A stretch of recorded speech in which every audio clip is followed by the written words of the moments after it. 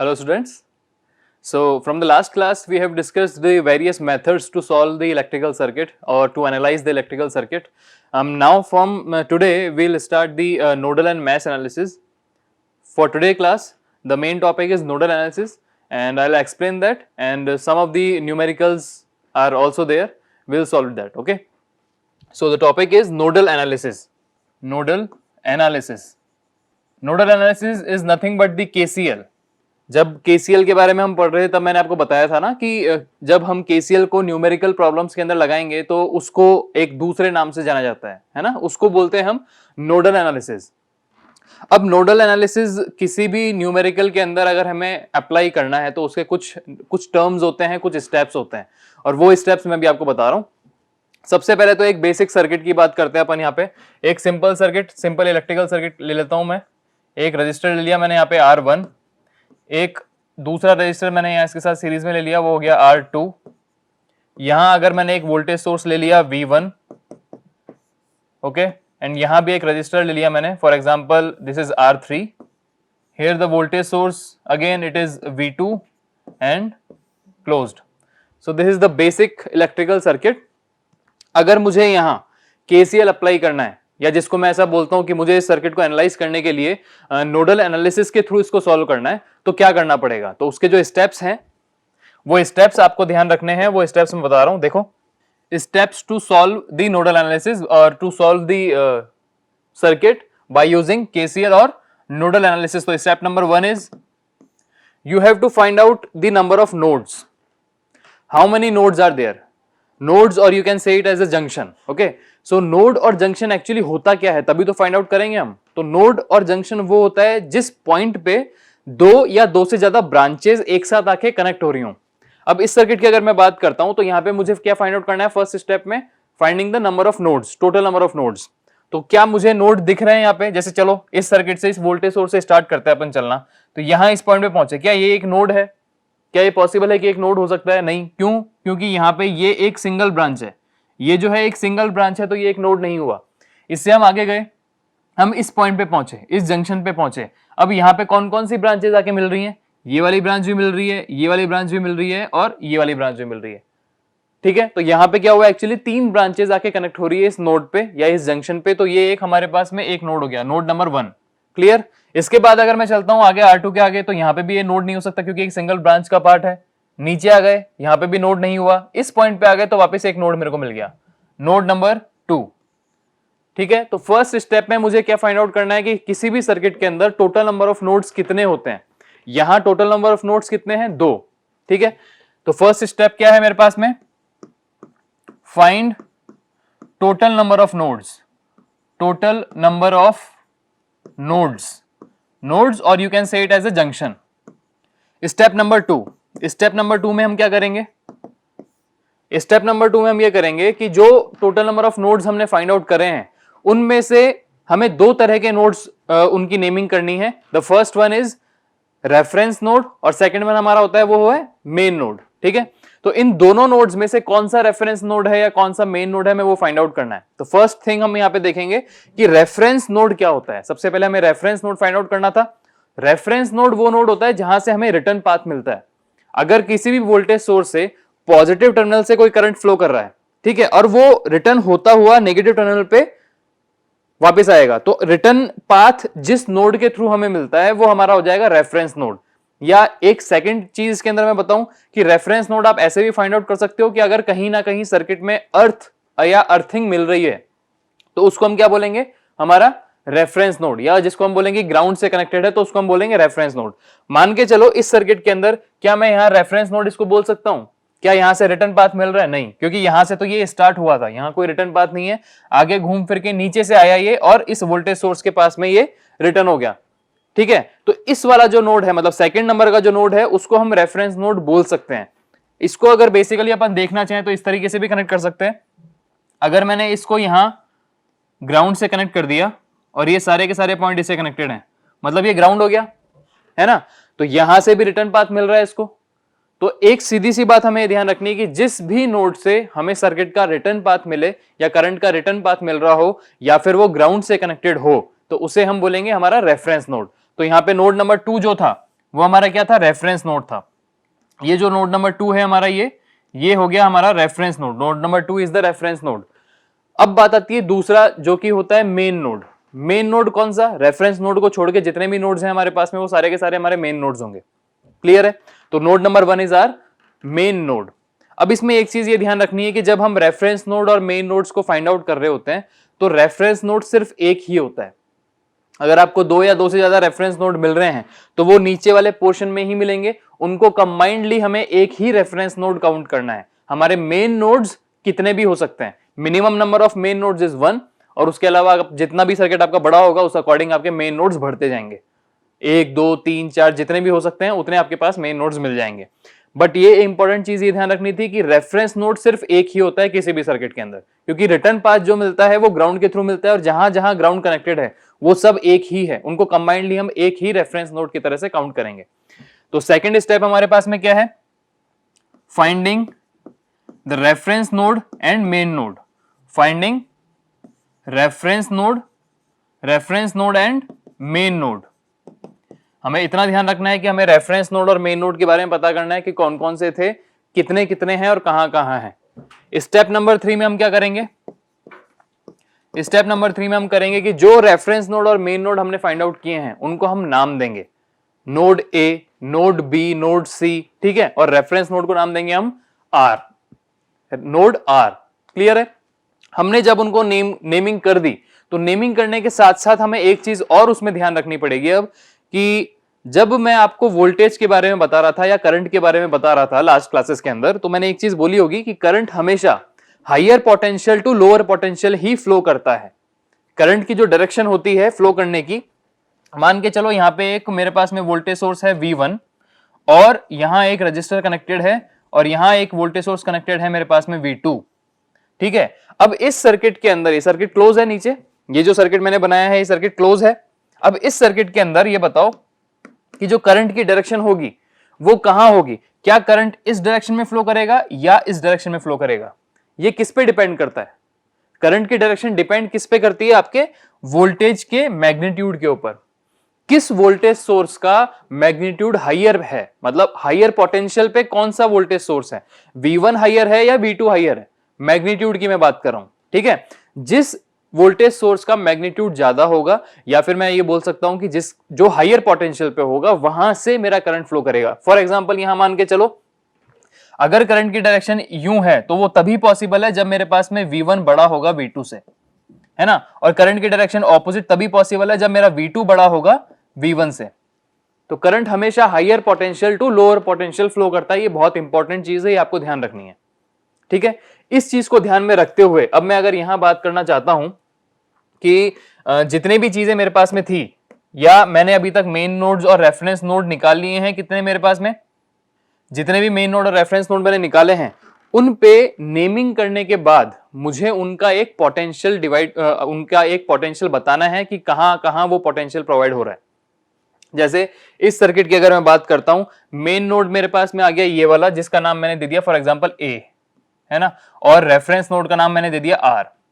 ये हो गया मेरे पास मेन नोड A, इसका नाम हो गया रेफरेंस नोड R। अब इसमें मेरे को देना था कि इसका पोटेंशियल मैं अज्यूम करूंगा, और वो अज्यूम मैंने क्या किया कि इसका पोटेंशियल है कितना, VA, और रेफरेंस नोड का पोटेंशियल हमेशा कितना होता है, 0, क्योंकि ग्राउंड से कनेक्टेड है, ग्राउंड पोटेंशियल हमेशा 0 होता है, ध्यान रखना ये बात। तो रेफरेंस नोड का पोटेंशियल 0 हो गया, मेन नोड का पोटेंशियल मैंने अज्यूम कर लिया कि वो है VA, क्योंकि नोड था A, पोटेंशियल हो गया VA, नोड B तो पोटेंशियल VB, इतना मैंने इसको अज्यूम कर लिया। थर्ड स्टेप में मैंने क्या किया, इनको नेमिंग कर दी और साथ में उनका पोटेंशियल मैंने अज्यूम किया। तो थर्ड स्टेप में क्या है, अज्यूम और name the potential, assume the potential at each node. जितने भी नोड हमारे पास में उनका पोटेंशियल हम अज्यूम करेंगे और उनका नेम कर देंगे। अगर पोटेंशियल VA है तो वो नोड A होगा, पोटेंशियल VB है तो वो नोड B होगा।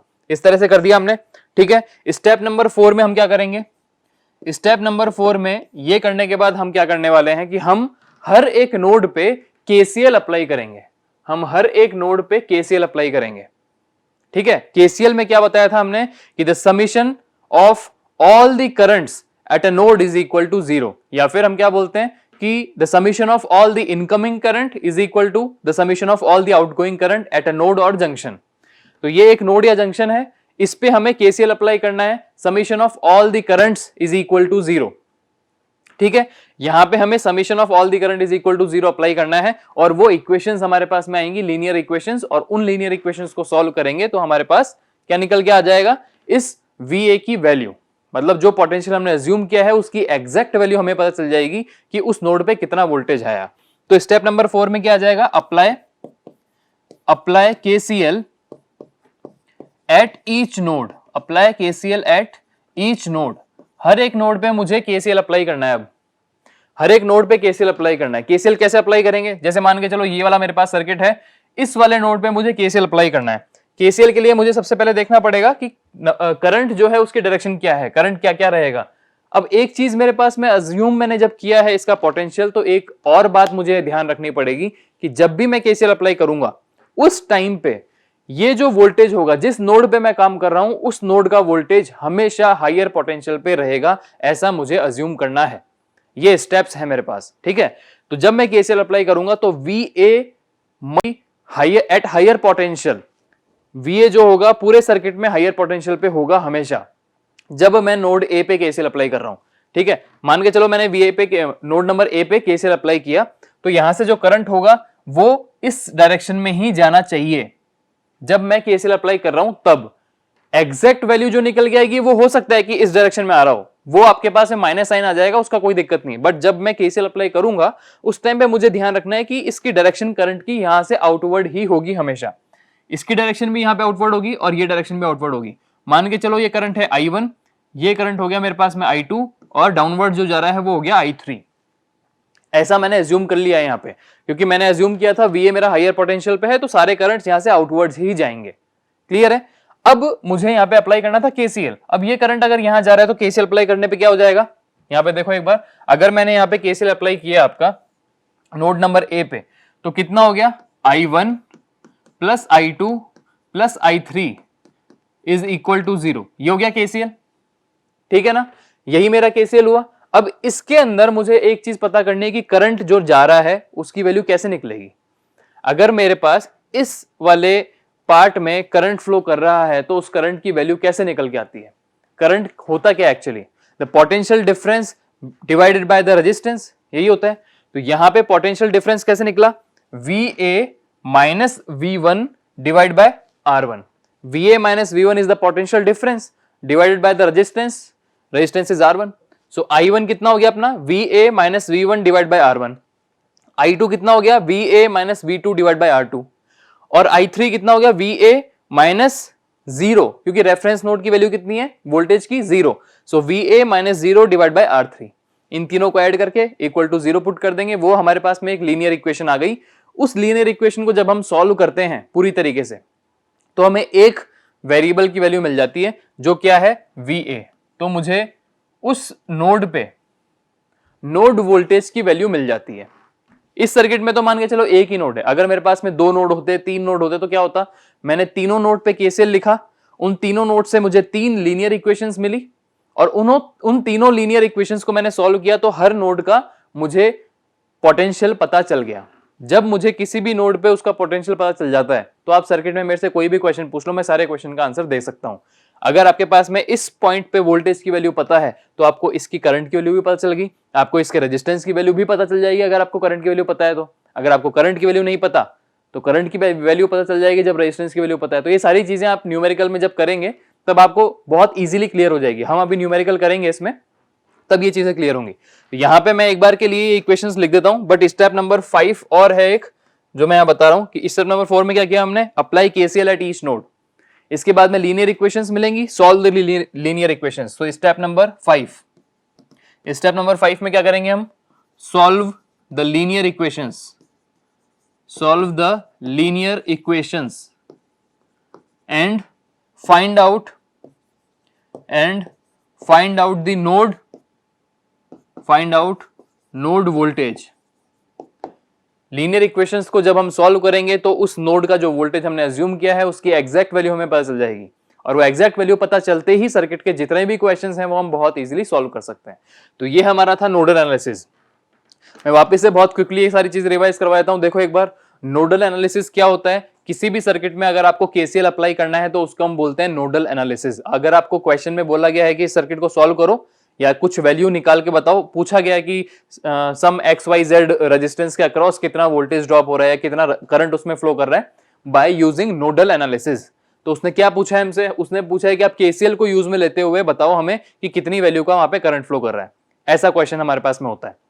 नोडल एनालिसिस किसी भी सर्किट में लगाने के लिए हमारे पास में 5 स्टेप्स होती हैं। फर्स्ट स्टेप में हम फाइंड आउट करेंगे टोटल नंबर ऑफ नोड्स कितने हैं। नोड क्या होता है? दो या दो से ज्यादा ब्रांचेस जब एक पॉइंट पे आके मिलती हैं तो वो नोड या जंक्शन होता है। स्टेप नंबर 2 में हमें रेफरेंस नोड और मेन नोड्स ये पता करना है कि रेफरेंस नोड कितने हैं, मेन नोड कितने हैं, उनके नंबर्स हमें फाइंड आउट करना है। स्टेप नंबर 3 में क्या करना है? जितने भी नोड्स हमने फाइंड आउट किए हैं उन नोड का हमें नाम बताना है कि वो node A B C D, और रेफरेंस नोड का नाम हो गया आर। इसके साथ साथ दूसरा काम ये करना होता है कि हर एक नोड पे हमें उसका पोटेंशियल अज्यूम करना है। नोड नंबर ए का वोल्टेज हो जाएगा V A, node number B का वोल्टेज हो जाएगा V B and so on. Reference node का वोल्टेज जो होगा वो 0 होगा क्योंकि ग्राउंड पोटेंशियल जो होता है वो हमेशा 0 होता है। स्टेप नंबर 4 में क्या करेंगे? हर नोड पे अब हमें केसीएल अप्लाई करना है। फॉर एग्जांपल मैंने नोड नंबर ए पे लगाया, तो जब नोड नंबर ए पे मैं केसीएल अप्लाई कर रहा होऊंगा तो उस टाइम पे एक चीज और ध्यान रखनी थी कि उस नोड का जो पोटेंशियल था, उस नोड का जो पोटेंशियल था उस मूवमेंट पे अप्लाई केसीएल करते टाइम पे उस नोड का जो वोल्टेज है या पोटेंशियल है वो हाईयर पोटेंशियल पे रहेगा हमेशा। तो सारे के सारे करंट वहां से आउटवर्ड्स ही जाएंगे, ऐसा हमने अज्यूम करना है वहां पे। तो केसीएल लगाएंगे हम ईच नोड पे। जब हम नोड नंबर बी पे जाएंगे तो नोड नंबर बी का पोटेंशियल हाईयर पे होगा, ये बात ध्यान रखनी है, ठीक है। स्टेप नंबर 5 में हमारे पास क्या होगा? जब हम केसीएल अप्लाई करते हैं तो लीनियर इक्वेशंस आती हैं हमारे पास में, उन लीनियर इक्वेशंस को हमें सॉल्व करना है। सॉल्व करने के बाद में क्या होगा? उस हर एक जितने भी नोड्स हमारे पास में, हर नोड का पोटेंशियल जो हमने अज्यूम किया था उनकी एग्जैक्ट वैल्यू हमें पता चल जाएगी, और बाकी सारा पार्ट जो क्वेश्चन का होता है वो हम बहुत इजीली सॉल्व कर सकते हैं, ठीक है। ये हमारे पास में नोडल एनालिसिस है। अब हम करते हैं एक न्यूमेरिकल इसी के ऊपर। उस न्यूमेरिकल के अंदर सॉल्व करने से आपको सारी चीजें बहुत इजीली क्लियर हो जाएंगी। क्लियर? ठीक है। देखो इस क्वेश्चन में क्या पूछा है इसने? इस क्वेश्चन में इसने पूछा है find the value of current in 10 ohm resistor. Now first we have to find out where is the 10 ohm resistor in the circuit.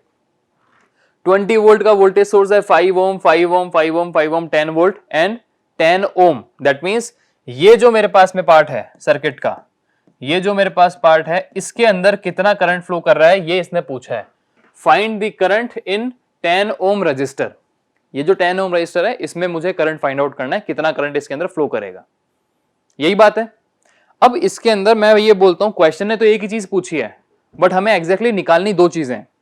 एक तो करंट कितना फ्लो कर रहा है उसका मैग्नीट्यूड निकालना है, दूसरा उस करंट की डायरेक्शन भी निकालनी है कि वो करंट किस डायरेक्शन में जाएगा, वो करंट इस डायरेक्शन में जाएगा या इस डायरेक्शन में जाएगा, ये चीजें हमें फाइंड आउट करनी है। उसके लिए क्या चाहिए होगा? बहुत बेसिक सी चीज है। अगर मुझे पता करना है कि करंट की डायरेक्शन क्या है तो मुझे इन दोनों जंक्शन पे पोटेंशियल पता होना चाहिए। तो नोड पोटेंशियल कब निकाल सकते हैं या नोड वोल्टेज कब निकाल सकते हैं? जब हम नोडल एनालिसिस लगाएंगे। क्वेश्चन को पूरा पढ़ने से पहले ही मेरे माइंड में क्लियर हो चुका है कि मुझे यहाँ पे नोडल एनालिसिस से ये क्वेश्चन सॉल्व हो जाएगा। देखो इसमें अंदर register for the circuit shown below using nodal analysis, उसने बोला भी क्वेश्चन में हमें यही है कि आपको नोडल एनालिसिस से ही इसको सॉल्व करना है। आपको इस 10 ओम रजिस्टर में करंट की वैल्यू निकालनी है, उसकी डायरेक्शन निकालनी है यूजिंग नोडल एनालिसिस, ठीक है। तो हम स्टेप्स को याद करते हैं। हमारे पास में जो स्टेप्स थी नोडल एनालिसिस की, स्टेप नंबर 1 थी हमारे पास कि find out the total number of nodes. यहाँ पे total number of nodes find out करो। यहां से स्टार्ट करते हैं। स्टार्ट क्या, ये क्या एक नोड हो सकता है? नहीं हो सकता क्योंकि एक ब्रांच का ही पार्ट है, ये एक ही ब्रांच है, ठीक है। ये नोड नहीं है। क्या ये एक नोड है? यस, ये हमारे पास में एक नोड हो गया। आगे चले, क्या ये एक नोड है? बिल्कुल, ये दूसरा नोड हो गया। ये नोड है? नहीं, ये भी नहीं, ये भी एक नोड है और ये भी एक नोड है। तो टोटल मेरे पास में 1 2 3 4, टोटल मेरे पास इस सर्किट के अंदर 4 नोड्स हो गए। क्लियर है? सेकंड स्टेप में क्या था? सेकंड स्टेप में ये था कि उसमें से रेफरेंस नोड कितने हैं और मेन नोड कितने हैं, ठीक है। रेफरेंस नोड वो होता है जिससे हमें रिटर्न पाथ मिलता है। क्या मुझे इससे रिटर्न पाथ मिल रहा है? नहीं। इससे भी नहीं। इन नीचे वाले दोनों से रिटर्न पाथ मिल रहा है यहां जाने के लिए? बिल्कुल मिल रहा है। तो 2 रेफरेंस नोड हो गए, 2 मेन नोड हो गए। क्लियर है? Total number of reference node is 2, total number of main node is also 2। Now मैंने एक चीज और बताई थी आपको यहीं पे कि रेफरेंस नोड कितने भी हो लेकिन हमें उसे अज्यूम करना है कितना? सिर्फ एक रेफरेंस नोड। तो इन दोनों को मैं कंबाइंडली क्या बोल सकता हूं? इन दोनों को कंबाइंडली मैं बोल सकता हूं कि ये एक रेफरेंस नोड है, रेफरेंस नोड R, जिसका पोटेंशियल है V इज इक्वल टू 0 या VR इज इक्वल टू 0। ऐसा ही होता है ना। तो रेफरेंस नोड मेरे पास में अब हो गया एक और मेन नोड्स मेरे पास में हो गए दो। अब मैं इनका नाम दूंगा और इनको पोटेंशियल प्रोवाइड करवाऊंगा। इस वाले नोड का मैंने नाम दिया A, दूसरे वाले नोड का नाम मैंने दिया B, और इनका पोटेंशियल मैंने क्या अज्यूम किया, ये हो गया मेरे पास में VA और ये हो गया मेरे पास VB, और रेफरेंस नोड का पोटेंशियल जो हो गया VR इज इक्वल टू 0। इसकी वैल्यू हमें पहले से पता होती है। अब इस क्वेश्चन में हमने तीसरे स्टेप को सॉल्व कर लिया है। पहला step total number of nodes देख लिए, सेकंड स्टेप हमने रेफरेंस नोड और मेन नोड्स देख लिए, थर्ड स्टेप में हमने जो भी नोड थे उन पे पोटेंशियल प्रोवाइड करवा दिया, अज्यूम कर लिया। फोर्थ स्टेप में हम क्या करेंगे, केसीएल अप्लाई करेंगे। हमें यहाँ पे केसीएल अप्लाई करना है हर एक नोड पे। जब मैं नोड नंबर ए की बात करता हूं तो केसीएल अप्लाई करूंगा तो करंट की वैल्यू देखनी पड़ेगी। करंट की डायरेक्शन मेरे पास में कहां हमेशा हायर पोटेंशियल पे रहेगा, तो करंट I1 इधर, I2 इधर और I3 इधर, इसी तरह से गया। तो अपने अब क्या करना है, केसीएल अप्लाई करना है नोड नंबर ए पे। Apply KCL at node number A. So यहां से हम स्टेप को सॉल्व करना चाहते हैं अगर, तो मैं यहां सबसे पहले क्या लिखना चाहूंगा, सबसे पहले आपने लिखना है apply KCL at node A, at node A. Node A पे आपने केसीएल अप्लाई करना है, करो apply. I1 plus I2 plus I3 is equal to 0। So यहां पे हमने केसीएल अप्लाई किया, कितना हो गया, I1 plus I2 plus I3 is equal to 0। अब यहां बात आती है कि I1 की वैल्यू क्या है, I2 की वैल्यू क्या है और I3 की वैल्यू क्या है। यहां देखो I1 की वैल्यू कैसे निकलेगी, जब मेरा VA हायर पोटेंशियल पे है तभी तो I1 की डायरेक्शन ये थी, तो जब I1 की डायरेक्शन ये होगी तो करंट कैसे निकल गया, VA minus 20 divide by 5। So I1 क्या आया मेरे पास में, VA minus 20 divide by 5 plus I2 कितना आया मेरे पास, I2 नीचे जा रहा है, VA minus 0 divide by 5, VA minus 0 divide by 5 plus I3 की वैल्यू कैसे निकलेगी, VA हायर पोटेंशियल पे मतलब VB लोअर पे होगा उस टाइम पे जब मैं नोड नंबर ए पे केसीएल लगा रहा हूं। So VA minus VB divide by 10, यहां ये हो गया VA minus VB divide by 10 is equal to 0। इस इक्वेशन को आप एलसीएम लेके एक लीनियर इक्वेशन में कन्वर्ट करोगे तो वो हमारे पास में आ जाएगी इक्वेशन नंबर 1। वो मैं बताता हूं क्या आएगी। अब मैं नोड नंबर बी पे अगर केसीएल अप्लाई करूंगा, जब मैं नोड नंबर बी पे केसीएल अप्लाई करूंगा तब क्या होगा, करंट की डायरेक्शन क्या होगी उस टाइम पे, जब नोड नंबर बी पे मुझे केसीएल अप्लाई करना है तो उस पॉइंट पे यहां पे करंट की डायरेक्शन क्या होगी, यहां से करंट जाएगा यहाँ पे, ये करंट मेरे पास है मान के चलो I2, ये करंट मेरे पास में आ गया, सॉरी ये I3, ये I2, और इधर की तरफ करंट जो होगा वो कहां होगा, पहले जब ए से बात कर रहा था तो I3 की डायरेक्शन यूं थी, लेकिन जब मैं बी पे बात करूंगा तो I1 की डायरेक्शन उसके लिए क्या हो जाएगी, इस साइड में। तो अब करंट की डायरेक्शन क्या हो जाएगी मेरे लिए, इस डायरेक्शन में I1, यहां से, क्योंकि इस मोमेंट पे VB at the higher potential. ठीक है, तो I1 plus I2 plus I3 जब आप VB पे अप्लाई करोगे, यहां पे लिख रहा हूं मैं KCL एट VB, जब यहां अप्लाई करते हैं तो क्या हो जाएगा, I1 plus I2 plus I3 is equal to 0, यहां पे हो जाएगा ये। इसको आगे सॉल्व करो, इसको सॉल्व करेंगे तो I1 I2 I3 की वैल्यू चाहिए। I1 की वैल्यू क्या हो जाएगी यहाँ पे, VB माइनस VA बाई 10, क्योंकि मैं VB पे मतलब B नोड पे लगा रहा हूं अब KCL। यहां पे जब मैंने देखा तो VB मेरा हायर पोटेंशियल पे था तो करंट इस डायरेक्शन में गया। So VB minus VA by 10, I1 is equal to VB minus VA by 10 plus I2 कितना हो जाएगा, VB minus 0 by 5, VB minus 0 by 5 plus I3 कितना हो जाएगा, VB minus 10 by 5, VB minus 10 by 5 is equal to 0। तो मेरे पास में दो इक्वेशंस आएंगी इन दोनों को सॉल्व करने पे। ठीक है, इस तरह से मैंने नोड नंबर ए पे भी केसीएल लगा दिया, नोड नंबर बी पे भी केसीएल लगा दिया। स्टेप नंबर 4 क्लियर हो गई। स्टेप नंबर 5 में क्या होता है कि जो लीनियर इक्वेशंस आपके पास में आई हैं इनको आपने सॉल्व करना है और क्या क्या निकालना है, वी ए की वैल्यू निकालनी है और वी बी की वैल्यू निकालनी है। अब हम इनको सॉल्व करते हैं आगे।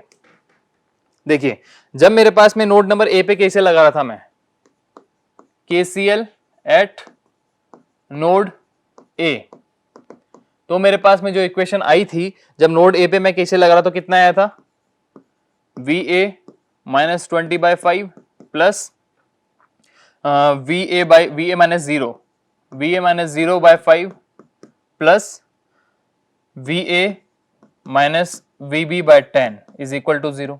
ये निकल के आया था। इसको मैंने अब एलसीएम लेके जब सॉल्व किया तो कितना हो गया, 10 मेरा एलसीएम आ गया। यहाँ पे देखो 10 मेरा एलसीएम आ गया, कितना हो गया ये 2va minus 40 plus 2va minus 0 plus va minus vb is equal to 0। इतना आ गया।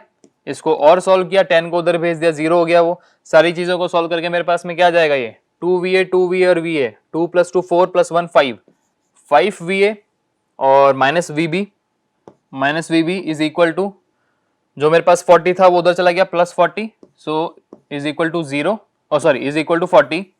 ये मेरे पास में आ गया equation number 1, linear equation number 1।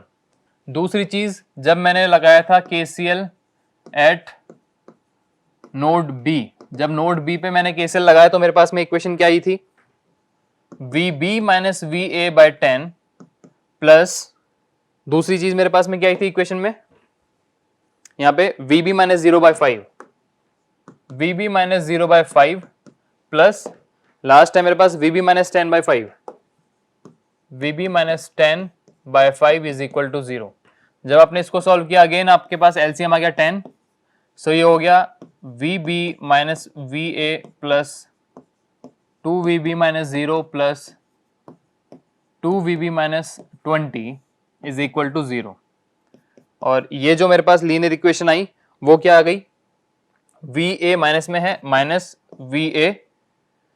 VA plus, इसको आगे सॉल्व किया, 2 प्लस 2 प्लस 1 इज 5, 5VB 10 उधर गया, 20 भेज दिया, is equal to 20 plus 20 is equal to 20। ये इक्वेशन नंबर आ गई मेरे पास में 2। इक्वेशन नंबर 1, इक्वेशन नंबर 2, मेरे पास में दो लीनियर इक्वेशंस आ गई हैं। इन दोनों लीनियर इक्वेशंस को जब मैंने सॉल्व किया, देखो कैसे सॉल्व करते हैं लीनियर इक्वेशन को, पता है ना आपने। जब भी इन दोनों लीनियर इक्वेशंस को मैं सॉल्व करूंगा तो मेरे पास में क्या हो जाएगा, लीनियर इक्वेशंस को जैसे ही मैं सॉल्व करता हूं मेरे पास इनकी वैल्यूज कैसे निकल के आएगी, देखो यहां पे।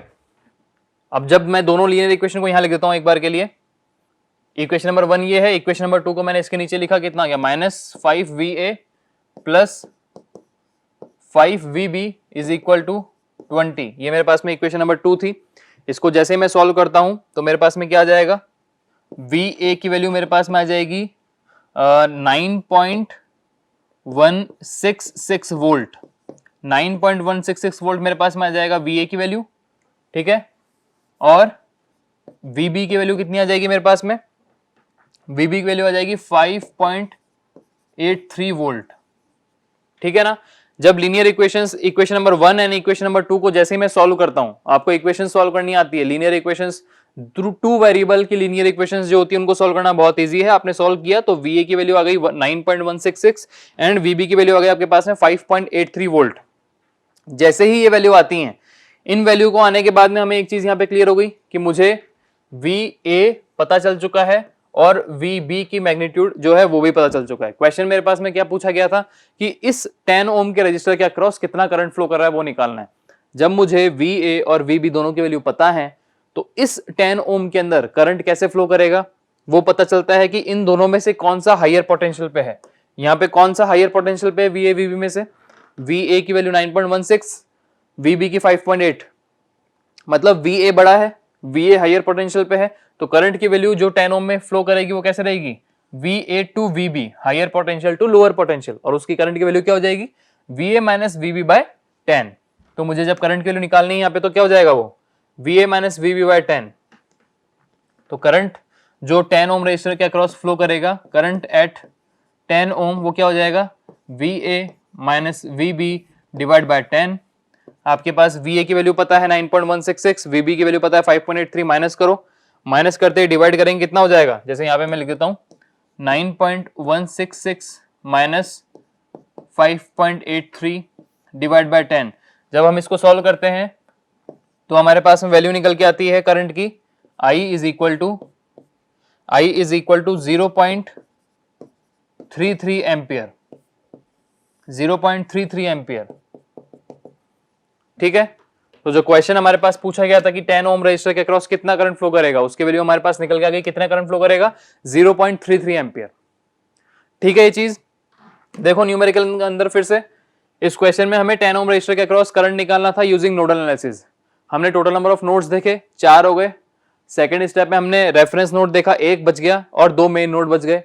थर्ड स्टेप में इनके ऊपर वोल्टेज दे दिया VA VB और VR is equal to 0। Fourth step में हमने KCL अप्लाई किया, नोड नंबर A पे KCL अप्लाई किया, I1 I2 I3 is equal to 0। Solve करते इतना आ गया। VB पे अप्लाई किया तो ये आ गया। जब इन दोनों इक्वेशंस को हमने सॉल्व किया आगे तो हमारे पास में 2 लीनियर इक्वेशंस मिली। स्टेप नंबर 5 में हमने क्या करना है, दोनों लीनियर इक्वेशन को सॉल्व करना है और नोड का वोल्टेज निकालना है, VA और VB की वैल्यू निकालनी, निकल गई।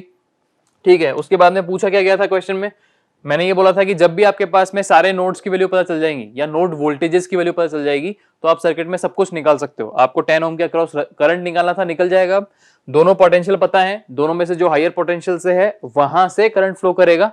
VA बड़ा था तो VA से करंट इधर जाएगा, तो जो वैल्यू हुई करंट की कितनी हो गई, VA minus VB divide by 10, potential difference divide by register divide by resistance. वही मैंने यहाँ किया है, VA minus VB by 10, 9.166 minus 5.83 divide by 10 is equal to 0.33 amperes. ठीक है, ये हमारे पास में न्यूमेरिकल सॉल्व हुआ यूजिंग नोडल एनालिसिस।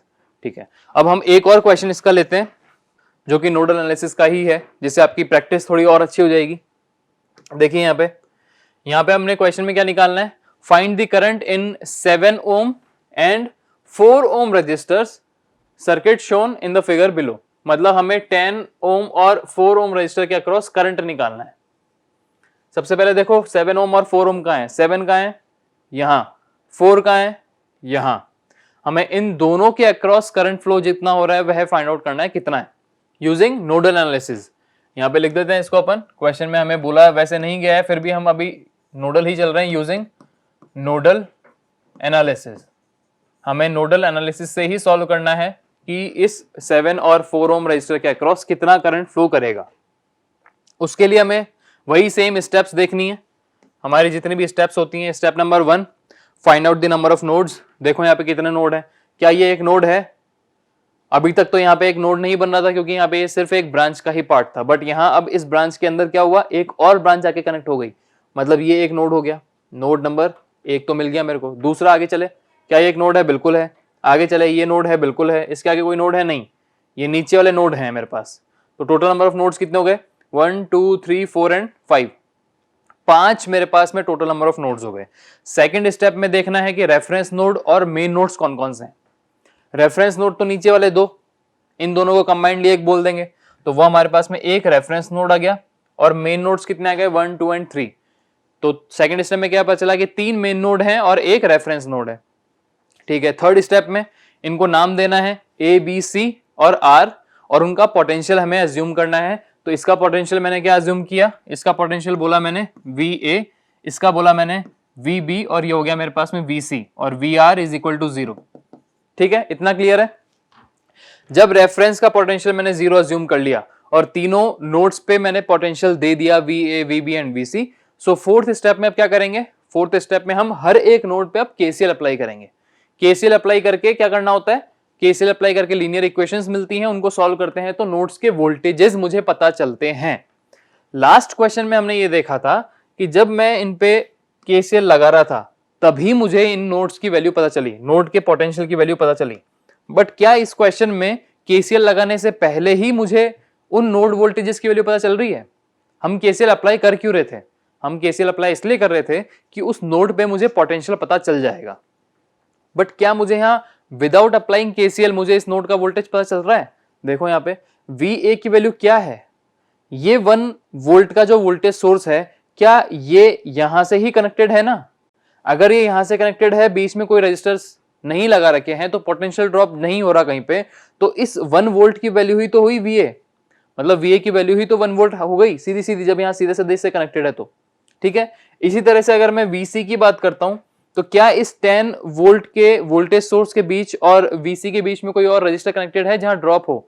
नहीं है। इसका मतलब VC की वैल्यू मुझे पता है डायरेक्टली यहां से कितना, 10 वोल्ट। VA की वैल्यू मुझे डायरेक्टली पता है कितना, 1 वोल्ट।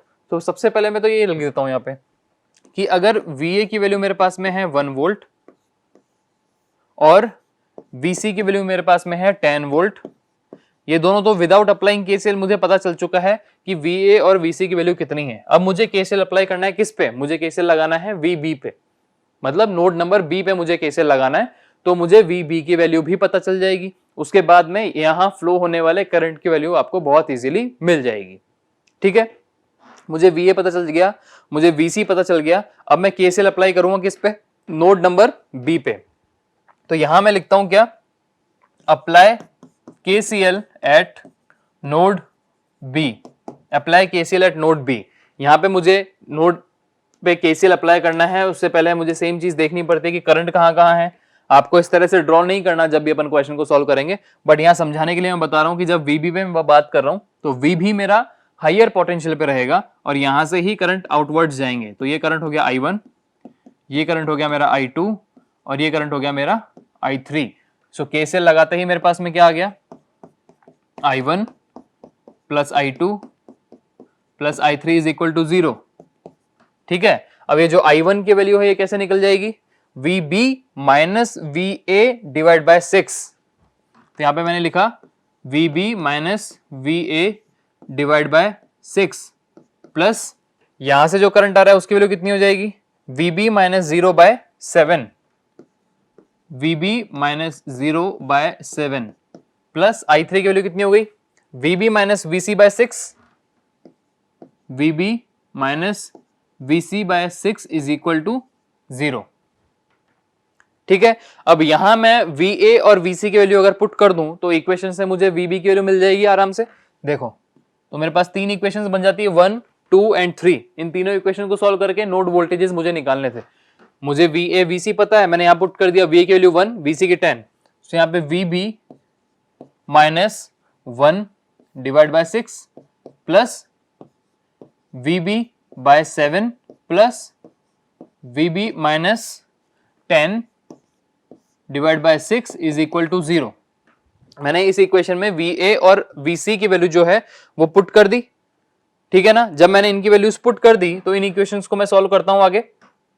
यहां देखिए मैंने यहां पे लिया था VB minus 1 by 6 plus V, देखिए एक बार कितना था, VB minus 1 by 6 plus VB by 7, VB minus 10 by 6, VB by 7 plus VB minus 10 by 6 is equal to 0, is equal to 0। जब आप इस इक्वेशन को सॉल्व करोगे, इस इक्वेशन को सॉल्व करते आपके पास में कितना वेरिएबल बचा, यहाँ पे सिर्फ एक वेरिएबल बचा। इस पूरी इक्वेशन को जैसे ही हम सॉल्व करते हैं तो हमारे पास में VB की वैल्यू निकल के आती है, कितनी आएगी, VB की वैल्यू निकल के आएगी आपके पास में 3.85 वोल्ट। VB की वैल्यू निकल के आएगी 3.85 वोल्ट। VA की वैल्यू आपको पहले से पता है 1 वोल्ट और VC की वैल्यू आपको भी पहले से पता है वो है 10 वोल्ट। तो आपके पास में तीनों नोड के वोल्टेजेस की वैल्यू पता चल चुकी है। VA की वैल्यू 1 वोल्ट, VC की वैल्यू 10 वोल्ट और VB की वैल्यू 3.58 वोल्ट्स। ठीक है, जब 3.58 वोल्ट मुझे यहां पता चलता है तो उसके बाद में मेरे पास क्वेश्चन में जो भी चीज बची हुई है उसको सॉल्व करना इजी है। जैसे क्वेश्चन में क्या बचा था, इस 7 ओम रजिस्टर के अक्रॉस कितना करंट फ्लो कर रहा है वो निकालना है और 4 ओम के अक्रॉस कितना करंट फ्लो कर रहा है वो निकालना है। अगर मुझे VB की वैल्यू पता है सो I2 ही तो वो करंट है जो 7 ओम में जा रहा है ना। So VB minus 0 by 7 is your I2। तो आपके पास में 7 ओम के अक्रॉस करंट निकल जाएगा, VB माइनस 0 बाय 7। सो जब आपको 7 ओम के अक्रॉस करंट निकालना है, करंट अक्रॉस 7 ओम रजिस्टर, 7 ओम रजिस्टर के अक्रॉस अगर आपको करंट निकालना है तो कैसे निकलता है, करंट इज इक्वल टू कितना है यहाँ पे, VB minus 0 by 7, VB minus 0 by 7। यहां से आपका जो करंट निकल गया है कितना हो गया, VB की वैल्यू कितनी है 3.85 माइनस 0 डिवाइड बाय 7, 3.85 बाय 7 कितना हो जाएगा, 3.85 बाय 7 सॉल्व करो कितना हो गया हमारे पास में 0.55 एम्पियर, 0.55 एम्पियर हमारे पास में आया। ये हमारे पास में आंसर आ गया कि 7 ओम के अक्रॉस कितना करंट फ्लो करेगा। ठीक है, सेकंड हमारे पास में क्वेश्चन क्या था कि ये जो 4 ओम है इस 4 ओम के अक्रॉस करंट कितना फ्लो करेगा।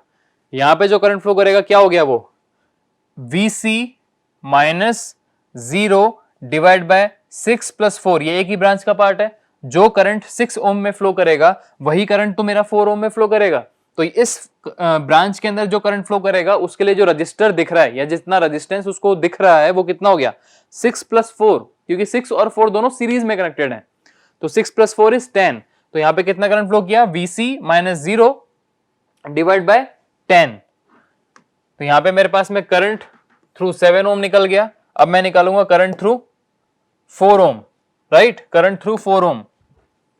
यहां पे मैंने क्या लिखा, अब करंट निकालना है करंट थ्रू 4 ओम रजिस्टर, कितना हो जाएगा I इज इक्वल टू कितना था VC माइनस 0 बाय 6 प्लस 4, मतलब VC बाय 10, मतलब VC कितना है मेरा 10, सो 10 बाय 10 इज इक्वल टू कितना हो गया 1 एम्पियर, 1 एम्पियर। ठीक है, सो जो करंट निकला मेरे पास में कितना निकल गया यहाँ पे 4 ओम को अक्रॉस कितना करंट निकल के आया 1 एम्पियर। अब एक चीज यहां देखो, क्या इस क्वेश्चन में मुझे VB के अक्रॉस KCL लगाना जरूरी था या नोड नंबर B के अक्रॉस KCL लगाना जरूरी था? अगर मेरे पास इस 4 ओम के अक्रॉस करंट निकालना है तो मुझे VC की वैल्यू ही जरूरी थी सिर्फ, मतलब VC माइनस 0 डिवाइड बाय 10 करेंगे तो करंट निकल जाएगा। तो VC तो मेरे पास में KCL अप्लाई करने से पहले ही निकल चुका है, 10 वोल्ट निकल चुका है ना। लेकिन 7 ओम के अक्रॉस मुझे करंट निकालना है, उसके लिए VB की वैल्यू पता होनी चाहिए। मुझे सिर्फ VA VC की वैल्यू पता थी, VB की वैल्यू पता करने के लिए मैंने लगाया यहाँ पे नोडल, या फिर जिसको अपन बोलते हैं KCL। आपने KCL अप्लाई किया, आपको VB पता चला और सारी चीजें आपने सॉल्व कर दी। ठीक है, ये चीज क्लियर हो गई। यहाँ पे करंट की वैल्यू आ गई अपने पास में 1 एम्पियर और दूसरे करंट की वैल्यू कितनी आ गई 0.55 एम्पियर, राइट। ठीक है, ये बात हो गई हमारी नोडल एनालिसिस की, कि हम किसी भी सर्किट के अंदर अगर कोई चीज पूछी गई है कि करंट कितना फ्लो कर रहा है या कितना पोटेंशियल ड्रॉप हो रहा है, तो उसके लिए हम नोडल एनालिसिस लगाते हैं, जिसको हम एक्चुअली बोलते क्या है KCL। हम उस पे KCL अप्लाई करते हैं, हमें नोट्स देखने हैं, नोट्स पे KCL अप्लाई करना है। KCL अप्लाई करते ही कुछ इक्वेशंस मिलेंगी, उनको सॉल्व करो, नोड वोल्टेजेस पता चलेंगे। नोड वोल्टेजेस के थ्रू क्वेश्चन में जो भी पूछा गया है आपको वो बहुत इजीली सॉल्व हो सकता है।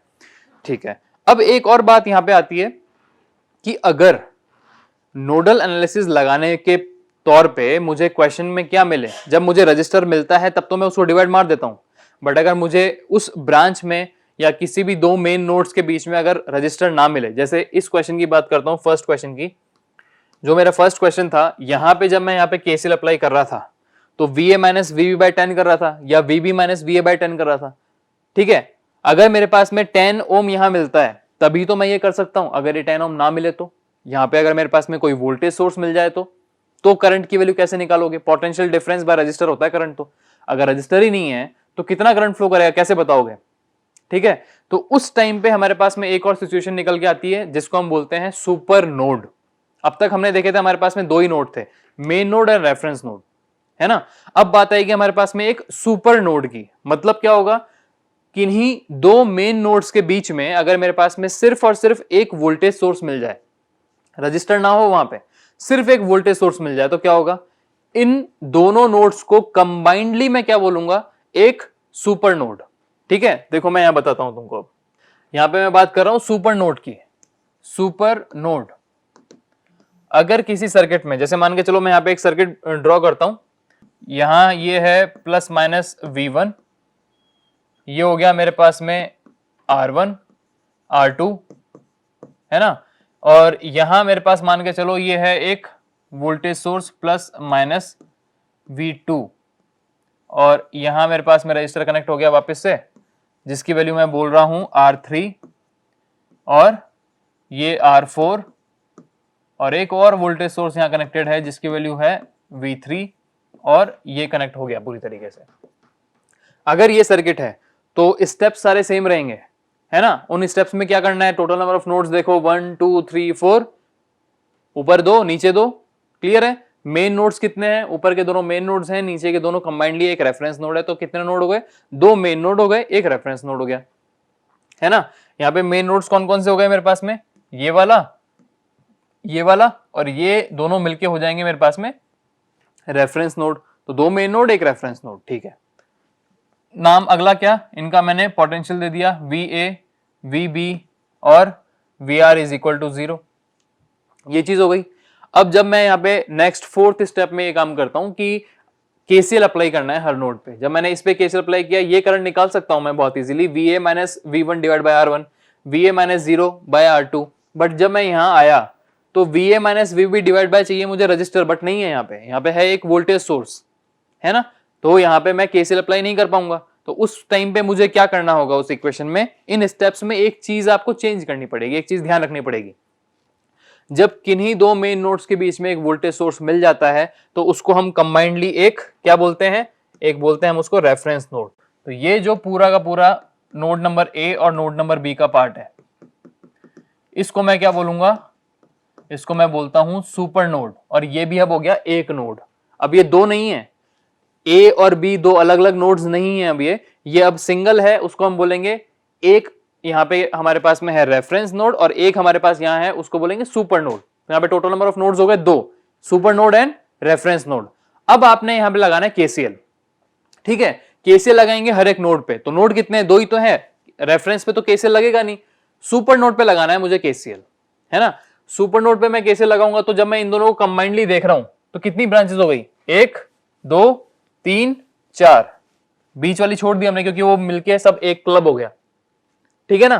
तो आपने यहां से केसीएल अप्लाई करना स्टार्ट किया। अब जब यहां पे केसीएल करते हो, जैसे मान के चलो यहां पे मैंने लिख दिया apply KCL at super node, apply KCL at super node. आपने सुपर नोड पे केसीएल लगाया, देखो यहां पे कैसे हो जाएगा, वी ए से ये करंट इधर जाएगा क्योंकि वो हायर पोटेंशियल पे है। तो यहां पे मैंने केसीएल जब अप्लाई किया तो कितना हो गया, ये वाला current V A minus V one divide by R one, V A minus zero by R two plus V A minus zero by R two. यहां तक सब चीजें सेम थी, जब हम नोड नंबर ए पे केसीएल लगा रहे थे सारी चीजें एक्जैक्टली सेम है। बट जब इस करंट की बात आती है तो अब मैं यहां से जंप करके डायरेक्टली पहुंच जाऊंगा किस पे, वी बी पे, और कंटिन्यू करूंगा क्योंकि ये दोनों अब मिलके एक ब्रांच है या एक नोड है। यहां तक करंट निकाल दिया, अब चौथी तीसरी ब्रांच जो है उसमें करंट निकालेंगे, plus V B minus zero by R three, V B minus zero by R three plus V B minus V three by R four, V B minus V three by R four is equal to zero. ये मेरे पास में हो जाएगी equation number one. जब मैं super node पे KCL लगाता हूं तो ये मेरे पास में हो गई equation number one. Equation number to कहां से आएगी, दो नोड्स थे ना, दो नोड्स के बीच में सुपर नोड आया था, मतलब इक्वेशन तो मेरे पास में दो आनी चाहिए। यहां पे जब मैंने इसको सुपर नोड बोला तो इक्वेशन तो एक मिल गई। दूसरी इक्वेशन क्या होती है, उस इक्वेशन को हम बोलते हैं सुपर नोड इक्वेशन, ठीक है। दूसरी इक्वेशन को हम बोलेंगे सुपर नोड इक्वेशन, क्योंकि वो हम सुपर नोड पे ही लगा के देखते हैं। इस वाले पे हमें देखना है कि यहाँ पे सुपर नोड इक्वेशन कैसे निकल के आएगी। उसके लिए आपको ध्यान रखना पड़ेगा कि जो वोल्टेज सोर्स बीच में कनेक्टेड है उसकी पोलैरिटी किधर की तरफ है या उसकी पोलैरिटी कैसी है। उसका प्लस साइन इधर है, माइनस साइन इधर है, ये इसकी पोलैरिटी है। मतलब वी ए प्लस में रहेगा, वी बी मेरा माइनस में रहेगा, है ना। तो ये इक्वेशन कैसे निकल के आएगी, V A minus V B is equal to V two. तो आपकी सुपर नोड इक्वेशन हो गई V A minus V B is equal to V two. ये हो गई इक्वेशन नंबर टू। अब आपने सेम चीज फॉलो करनी है कि equation number one equation number to को सॉल्व करो, लीनियर इक्वेशंस को, तो आपके पास में वी ए और वी बी की वैल्यू पता चल जाएगी। तो आपको जहां पे भी जो चीज निकालनी है वो निकल जाएगी बहुत इजीली, ठीक है। ये चीज थी हमारी सुपर नोड की। हमें सुपर नोड कब मिलता है, जब दो मेन नोड्स के बीच में सिर्फ और सिर्फ एक वोल्टेज सोर्स मिल जाएगा तो आपको सुपर नोड मिलेगा। वहां पे आपने सुपर नोड के तरीके से केसीएल अप्लाई करना है। सबसे पहले वही सारी चीजें, टोटल नंबर ऑफ नोड्स देखो, केसीएल अप्लाई करो सुपर नोड पे। यहां वाले ब्रांच में देखा, इस वाली ब्रांच में देखा, अब जंप करके डायरेक्टली इस और इस वाली ब्रांच को एक सिंगल इक्वेशन में ऐड कर दिया, ठीक है। सेकंड इक्वेशन के लिए सुपर नोड काम मिले क्योंकि ये बात हमने छोड़ दी थी बीच में। उसके लिए अब हमने सुपर नोड देखा, उसके लिए पोलैरिटी देखनी है, जो पोटेंशियल हमारे पास में बीच में कनेक्टेड है उसकी पोलैरिटी कैसी है। प्लस जिस साइड है वो प्लस में रहेगा, माइनस जिस साइड है वो माइनस में रहेगा। So V A minus V B is equal to V two. Equation number two, दोनों को सॉल्व करो, सारी चीजें सॉल्व हो जाएंगी, ठीक है। इसको एक न्यूमेरिकल में सॉल्व कर लेते हैं और ये बहुत जल्दी हमारे पास समझ में आ जाएगा, नोडल एनालिसिस पूरी तरह से हमारा क्लियर हो जाएगा, ठीक है। ये क्वेश्चन हमारे पास में लास्ट, देखिए, find the current I x. I x हमें फाइंड आउट करना है। आई एक्स है कहां, पहले बात तो ये, आई एक्स मेरे पास में है इस डायरेक्शन में, ये देखिए, ये मेरे पास में आई एक्स है। ये क्वेश्चन में दिया हुआ है कि find the current I x in the given circuit. ये सर्किट है, इस सर्किट में इस ब्रांच में मुझे ये करंट निकालना है, Ix कितना फ्लो कर रहा है, या क्वेश्चन को ऐसे बोल सकता हूं कि find the current in 10 kilo ohm resistance. 10 ये भी है, इसलिए मैंने यहाँ पे स्पेसिफाई किया है कि Ix यही है और मुझे इस ब्रांच में करंट निकालना है।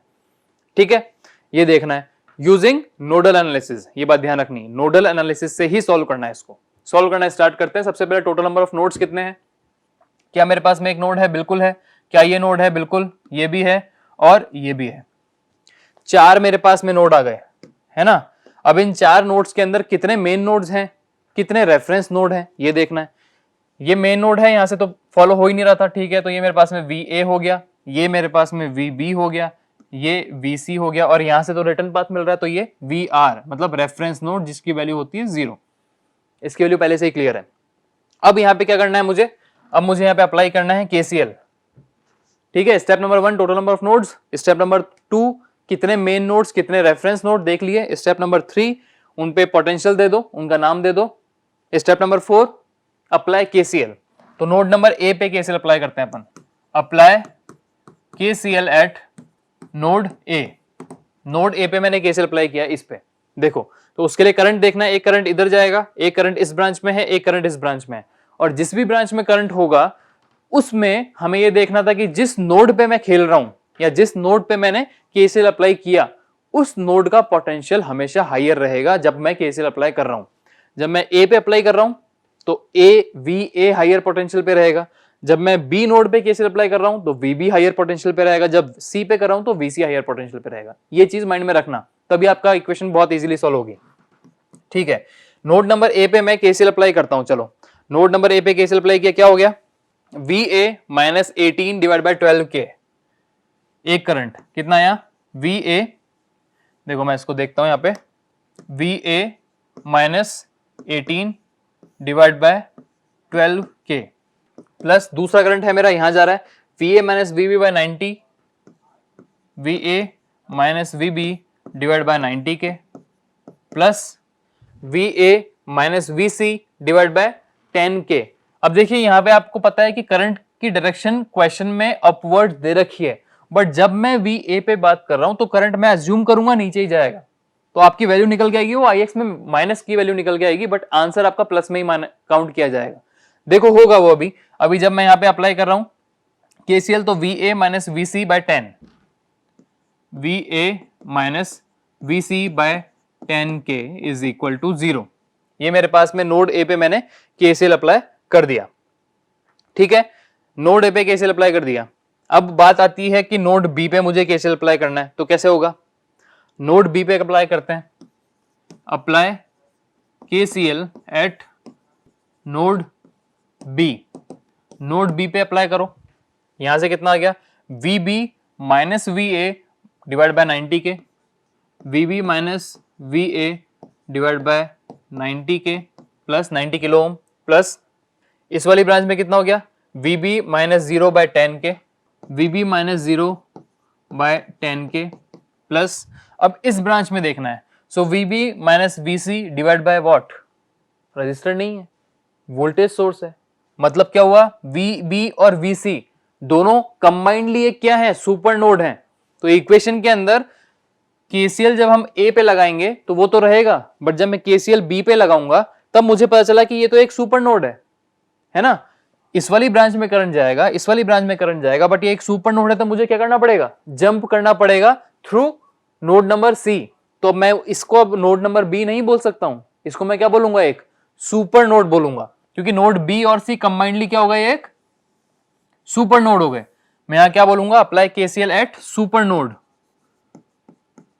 जब मैंने इस सुपर नोड पे KCL अप्लाई किया तो इस वाली ब्रांच का करंट ठीक है, इसका भी करंट ठीक है, इसमें जो करंट आएगा वो हमें अभी पता नहीं है, सुपर नोड है, तो मैं यहां से डायरेक्टली जंप किया यहां पे, क्योंकि दोनों कंबाइंडली एक ही नोड है। अब आएगा करंट ये वाला और ये वाला, इसमें मैं ऐड कर देता हूं, तो VC minus VA by 10K, VC minus VA by 10K plus VC minus 0 by 90K, VC minus 0 by 90K is equal to 0। ये मेरे पास में हो गई इक्वेशन नंबर 1, ये हो गई मेरे पास इक्वेशन नंबर 2। ठीक है ना। अब दो नोड्स पे जब मैंने सुपर नोड मान के इक्वेशन लिखी तो इसकी दूसरी इक्वेशन भी आएगी। क्या मिसिंग था? सुपर नोड इक्वेशन मिसिंग है। तो सुपर नोड इक्वेशन लिखेंगे यहाँ पे अपन अब क्या लिखेंगे? Super node equation. Super node equation क्या आ जाएगी? देखो यहाँ पे इसकी पोलैरिटी किधर है? इधर माइनस इधर प्लस है, मतलब VC minus VB is equal to 6। यही आ गया सुपर नोड। देख लो इसकी पोलैरिटी इधर प्लस है इधर माइनस है, सो VC प्लस में रहेगा VB माइनस में रहेगा। VC minus VB is equal to 6। VC minus VB is equal to 6। VC minus VB is equal to 6। ये आ गई मेरे पास में इक्वेशन नंबर 3। इक्वेशन नंबर 1 ये रही, इक्वेशन नंबर 2 ये रही, और इक्वेशन नंबर 3 हमारे पास में आ गई यहाँ पे। जब ये तीन इक्वेशंस मेरे पास में आ गई हैं तो इन तीनों इक्वेशंस को जब मैं लीनियर इक्वेशंस की फॉर्म में लेके आऊंगा और सॉल्व करने की कोशिश करूंगा तो क्या आएगा? देखो इक्वेशन नंबर 1 जो मेरे पास में आएगी वो आ जाएगी पहली, तो मेरे पास में ये इक्वेशन हो ही गई सुपर नोड इक्वेशन। दूसरी इक्वेशन जब मैं केसीएल लगा रहा था नोड नंबर ए पे, तो नोड नंबर ए पे केसीएल लगाते ही जो वैल्यूज आ रही थी वो क्या थी? जैसे हम लिख देता हूं वापस से, अप्लाई केसीएल एट नोड ए। जब नोड ए पे मैं केसीएल अप्लाई कर रहा था तो जो इक्वेशन आ रही थी वो आ रही थी मेरे पास में सॉल्व करने के बाद 35 VA minus 2 VB minus 18 VC is equal to 270। ये मेरे पास में इक्वेशन नंबर 1 थी। ये वाली इक्वेशन जो थी उसको जब मैंने सॉल्व किया तो क्या निकल के आया? ये वाला। अब मैंने अप्लाई किया था केसीएल सुपर नोड पे, apply KCL at super node. इस पे जो इक्वेशन निकल के आ रही थी वो क्या आ रही थी? सुपर नोड वाली जो इक्वेशन आ रही थी वो मेरे पास में सॉल्व करने के बाद मिल रही थी VA minus VB minus VC is equal to 0। Equation number 2। So equation number 1, 2 and 3 मेरे पास में आ गई हैं। इस तरह से इन तीनों लीनियर इक्वेशंस को मुझे सॉल्व करना है। हम तीनों लीनियर इक्वेशन को सॉल्व करना बताता हूं एक बार मैं आपको। देखिए मैं यहाँ तीनों इक्वेशन लिख देता हूं, फर्स्ट, सेकेंड और थर्ड। सो फर्स्ट इक्वेशन मेरे पास में थी कौन सी? 35 VA माइनस 2 VB माइनस कितना था ये? 18 VC is equal to 270। 18 VC is equal to 270 है ना। दूसरी इक्वेशन मेरे पास में थी VA minus VB, VA minus VB minus VC is equal to 0। और जो third equation super node equation थी वो मेरे पास में थी VC minus VB is equal to 0। तो उसको मैं ऐसे लिख सकता हूं, minus VB plus VC is equal to 0। ठीक है, इस तरह से मैं तीनों इक्वेशन को लिख सकता हूं यहाँ पे। अब इन तीनों इक्वेशन में मेरे पास में क्या बात हुई कि तीन लीनियर इक्वेशंस हैं, तीन वेरिएबल्स भी हैं, VA, VB एंड VC। सो तीन linear equation with the 3 variables. आप कैसे सॉल्व कर सकते हो इसको? या तो आप इनको रिप्लेस करके सॉल्व करो, है ना। इस वाली इक्वेशन से आपको पता चल जाएगा VB की वैल्यू कितनी हो गई, VC। आपने इस इक्वेशन में VB is equal to VC put किया, आगे सॉल्व करते गए तो काम हो गया। इसको सॉल्व करने का एक और तरीका होता है, वो होता है हमारे पास मैट्रिक्स फॉर्म में, क्रैमर्स रूल, है ना। आपको क्रैमर्स रूल पता होगा जब आपने मैट्रिक्स पढ़ी होगी 11th क्लास की मैथमेटिक्स के अंदर।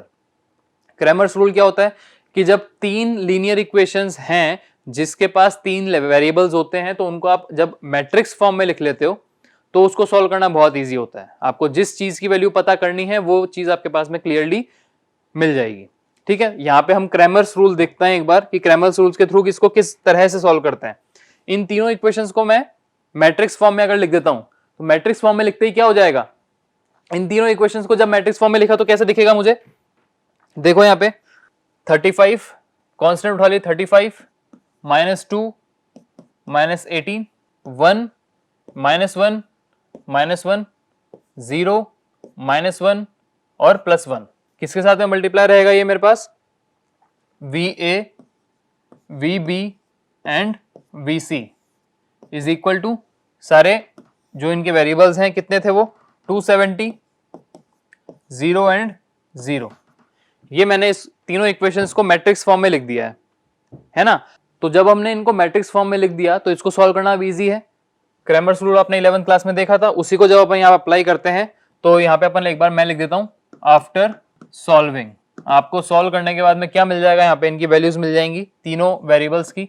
सो VA की वैल्यू आपके पास में निकल के आती है, वो आएगी 3.72 वोल्ट्स, VB की वैल्यू आपके पास में निकल के आएगी, वो हो जाएगी 3.36 वोल्ट्स, और VC की वैल्यू जो निकल के आएगी वो हो जाएगी 9.36 वोल्ट। ठीक है, तो ये तीन आपके पास में इक्वेशंस जो हैं उनको सॉल्व किया तो तीन वेरिएबल्स की वैल्यू इस तरह से निकल के आ गई मेरे पास, VA, VB and VC। Question में क्या पूछा गया था? क्वेश्चन में ये पूछा गया था कि यहां कितना करंट फ्लो कर रहा है। अब मुझे VA की वैल्यू पता है, VC की वैल्यू पता है, मुझे करंट की वैल्यू पता करनी कितनी है, और उसी डायरेक्शन में जिस डायरेक्शन में क्वेश्चन में दे रखी है। अगर ये मान के चलो, ये डायरेक्शन कब पॉसिबल है? जब VC मेरा हायर पोटेंशियल पे होगा कंपेयर टू VA, मतलब VC बड़ा होना चाहिए VA से, तभी ये जो डायरेक्शन दे रखी है इसमें पॉजिटिव रिजल्ट आएगा, है ना। अगर ऐसा होता है कि VA हायर पोटेंशियल पे है तो एग्जैक्टली करंट तो इस डायरेक्शन में आ रहा था, बट आपसे पूछा अगर इस डायरेक्शन में गया है तो आपका आंसर किस में आएगा? माइनस के साथ, है ना। अगर इस डायरेक्शन में करंट जा रहा है 10 एम्पियर, तो मैं पूछना चाह रहा हूं कि यहां बताओ कितना जा रहा है, तो उसको क्या बोलेंगे? -10 एम्पियर जा रहा है भाई, ठीक है ना। तो यहां कंपेयर करो VA और VC को, VA और VC में कौन बड़ा है? VA और VC में VA बड़ा है, जबकि मुझे चाहिए था VC बड़ा, तो वो तो पॉसिबल ही नहीं हुआ। तो करंट की डायरेक्शन के अकॉर्डिंग जो रिजल्ट आएगा वो नेगेटिव आएगा। तो करंट कितना फ्लो करेगा अब यहाँ पे? इस डायरेक्शन के अकॉर्डिंग इक्वेशन लिखेंगे अपन, VC minus VA divide by 10K। यहाँ पे करंट की वैल्यू निकलेगी अपने पास में IX is equal to VC minus VA divide by 10K। VC कितना है? 9.36 minus 12.72 divide by 10 kilo, that means 10,000 हो गया अपने पास यहाँ पे directly, divide by 10,000, kilo means multiply by 1000, ठीक है। तो 10,000 यहाँ पे आ गया। 9.36 माइनस 12.72 डिवाइड बाय 10,000, इसको सॉल्व करेंगे तो IX की वैल्यू मेरे पास में कितनी आ जाएगी? मेरे पास में IX की वैल्यू जो निकल के आएगी वो आ जाएगी IX is equal to minus of 0.336 ampere, 0.336 ampere, ठीक है। ये माइनस साइन क्यों आया? क्योंकि क्वेश्चन में जब मुझे बोला गया था IX की डायरेक्शन वो VC टू VA थी, बट मुझे पता क्या चला कि VA मेरा हायर पोटेंशियल पे है, तो IX की वैल्यू कितने आ जाएगी? माइनस में, जिसकी वैल्यू है 0.336 एम्पियर, ठीक है। तो क्वेश्चंस को सॉल्व करना या सर्किट को एनालाइज करने के लिए उसमें जो भी क्वेश्चन पूछा गया है उसको हमें अगर सॉल्व करना है तो फर्स्ट पार्ट हमारा था नोडल एनालिसिस, जिसको हम बोलते हैं KCL किस तरह से अप्लाई करेंगे, ठीक है। नेक्स्ट लेक्चर में हम देखेंगे कि KVL किस तरह से अप्लाई होता है, उसको हम बोलेंगे मैश एनालिसिस, है ना। उसके भी कुछ क्वेश्चंस देखेंगे, उसके अंदर किस तरह सॉल्व होगा, वो सारी चीजें हमें नेक्स्ट लेक्चर्स के अंदर मिलेंगी। तो आज हमने यहाँ पे पूरी तरह से नोडल एनालिसिस या KCL जो होता है वो किस तरह से अप्लाई होगा वो हमने देख लिया, ठीक है। Thank you.